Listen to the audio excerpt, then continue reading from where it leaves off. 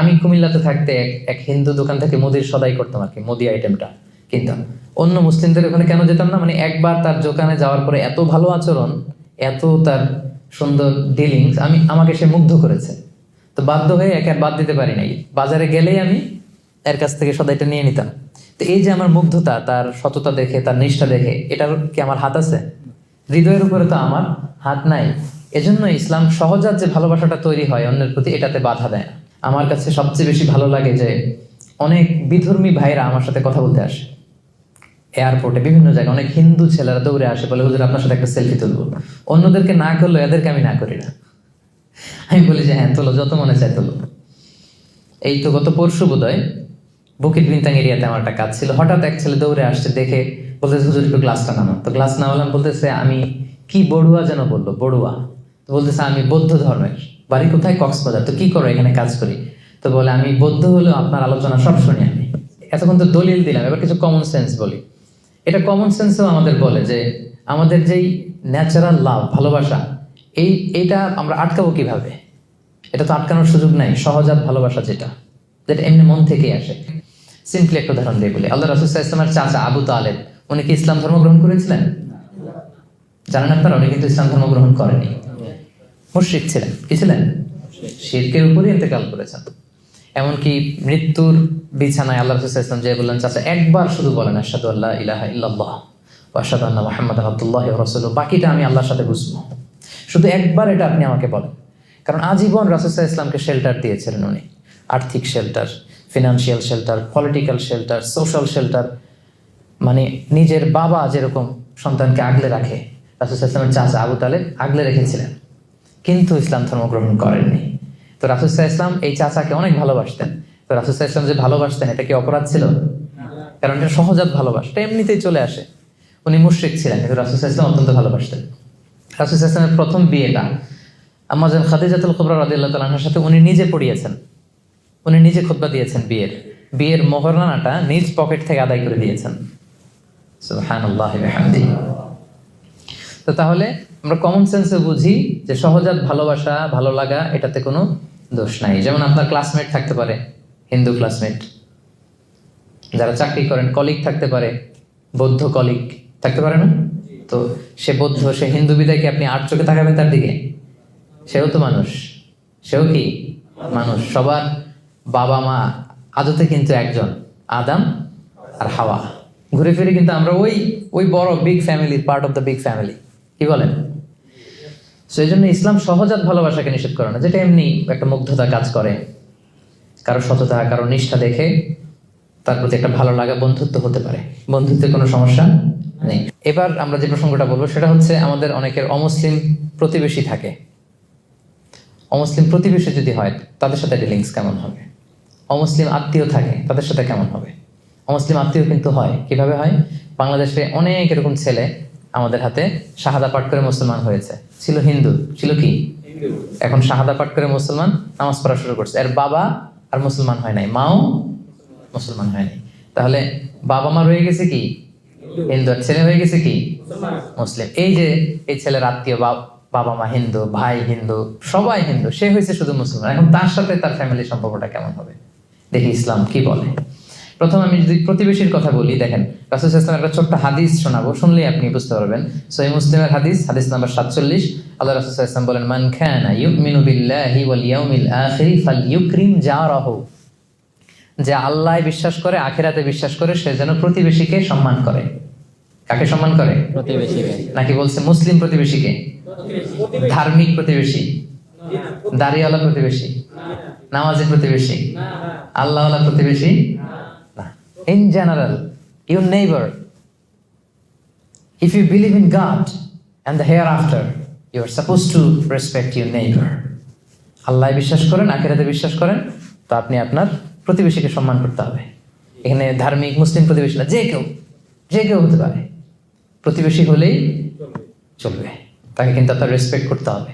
শর্তটা কি দেখছেন? যে আল্লাহরে মানে আর আখিরাতে মানে, সেজন্য এটা করে। আর এটা না করলে বোঝা যাবে আল্লাহর মানাতেও ঝামেলা আছে, আখিরাত মানাতেও ঝামেলা আছে। ভয়ঙ্কর কিন্তু কন্ডিশনটা। এবার যদি দেখি আত্মীয়তার বন্ধনের ব্যাপারে, একই টেক্সটে আল্লাহ রাসূল সাল্লাল্লাহু আলাইহি ওয়াসাল্লাম বললেন, সহিহ বুখারীর হাদিস নাম্বার 6138, মান কানা ইউমিনু বিল্লাহি ওয়াল ইয়াউমিল আখিরি ফালইয়াসিল রাহিমাহ, যে আল্লাহ বিশ্বাস করে আর আখিরাতে বিশ্বাস করে সে যেন আত্মীয়তার বন্ধনকে অটুট রাখে। নাকি বলছে সে তার মুসলিম আত্মীয় যারা আছে তাদের সাথে যেন বন্ধন অটুট রাখে, এরকম বলছে? হ্যাঁ, মুসলিম, নামাজি, ধার্মিক এগুলো আছে আত্মীয়। মা হিন্দু, বাবা হিন্দু, আমি হয়েছি মুসলিম, আমাদের আত্মীয়তার সম্পর্ক কাটা হয়ে গেছে নাকি? কথা বলেন না, কাটা হয়ে যায়নি। এটা কিভাবে সম্ভব? আমার বাবা, আমার মা, এই সম্পর্ক তো আজীবনের সম্পর্ক। হিন্দু হোক, বৌদ্ধ হোক, অন্য ধর্মের হোক, তারা কিন্তু আমার আত্মীয়। তাহলে দেখেন, এই যে প্রতিবেশী এবং আত্মীয়ের সাথে সুসম্পর্কের ব্যাপারে ধার্মিকতা, ইসলাম, এটা সেটা বলে পার্থক্য করা হয়নি। যেই প্রতিবেশী হোক, সেই প্রতিবেশীর হক কিন্তু আপনাকে আদায় করতে হবে। প্রতিবেশীর হক কি, এটার বিস্তর আলোচনা, এটা নিয়ে এক লম্বা আলোচনা হতে পারে। রাসূল সাল্লাল্লাহু আলাইহি ওয়াসাল্লাম বলেছেন, তার যেন কষ্ট না হয়, তাকে দেখতে যাবা, তাকে ভিজিট করতে যাবা, এমন ভাবে তোমার ঘর উঁচু করো না যে বাতাস আটকে যায়, সে আর বাতাস পায় না। এমন ভাবে গাছ লাগিও না, সূর্যের আলো তার ওখানে যায় না, তুমি সব নিয়ে নিচ্ছ। মানে এত এত প্রতিবেশীর ব্যাপারে বলতেছিলেন, সাহাবারা ভাবতেছিলেন, আমরা ভাবতেছিলাম হয়তো কিছুদিন পরে এমন আয়াত আসবে বা বিধান আসবে যে প্রতিবেশীদেরকে উত্তরাধিকার বানিয়ে দেওয়া হবে। মানে সাহাবারা ভয় পাচ্ছিলেন নাকি রাসূল এখন বলে যে ছেলে মেয়েদেরকে যেমন সম্পদ দেওয়া লাগে, বাড়ির দুই দিকে যারা থাকবে এগুলো সম্পদ দেওয়া লাগবে। এইটাই শুধু বাকি ছিল। সুবহানাল্লাহি ওয়া বিহামদিহি। শান্তির কি পয়গাম নিয়ে এসেছে ইসলাম। দেখেন আপনি, ইসলামের প্রত্যেকটা বিধান এতটা মানবিক, এতটা সুন্দর। সে হচ্ছে হিন্দু ধর্মের, এ বৌদ্ধ ধর্মের, কিন্তু যেই ধর্মেরই হোক, ইসলাম বলে তার খোঁজখবর নাও। সে বিপদে বললে তাকে সাহায্য করো, সে অসুস্থ হলে ভিজিট করো, you should visit the sick. সে হিন্দু হোক, বৌদ্ধ হোক, যে ধর্মের হোক।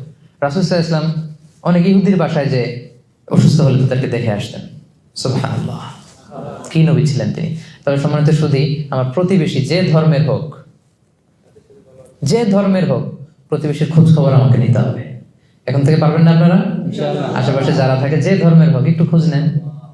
অসুস্থ হলে কিছু নিয়ে যান, সামান্য ফল নিয়ে যান, একটু খোঁজ খবর রাখার চেষ্টা করেন। এটা হচ্ছে ইসলামের শিক্ষা। তাহলে প্রতিবেশী গেল।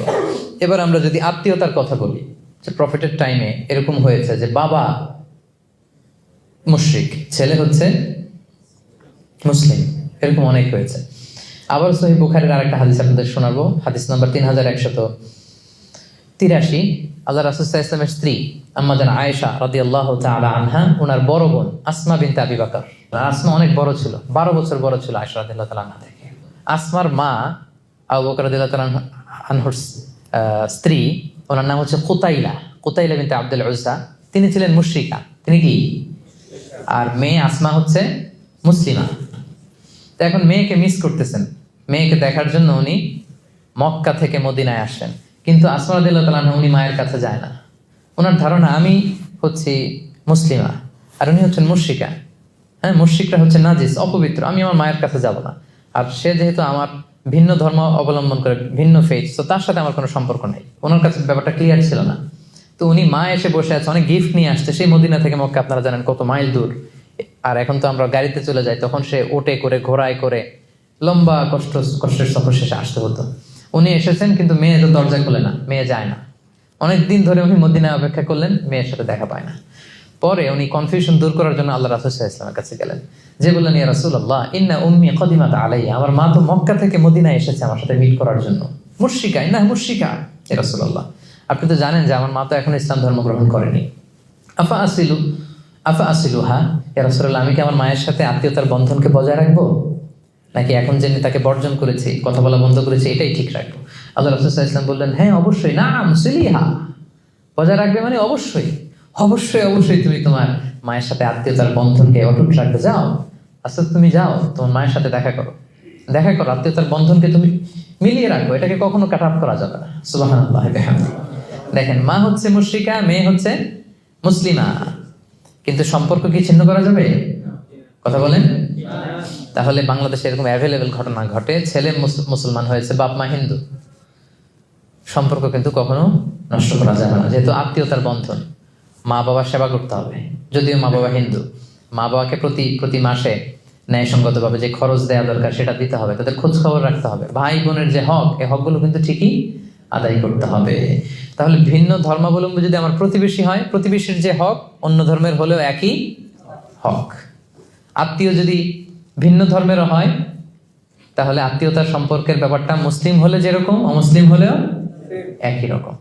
তাহলে সেখানে আর স্বাভাবিক বন্ধুত্ব না, অমুসলিমদের সাথে প্রথমে তো জানলাম বন্ধুত্ব ফ্রেন্ডশিপ হতে পারে, কিন্তু প্রতিবেশী হলে এটার গভীরতা আরো বেশি, আত্মীয় হলে গভীরতা আরো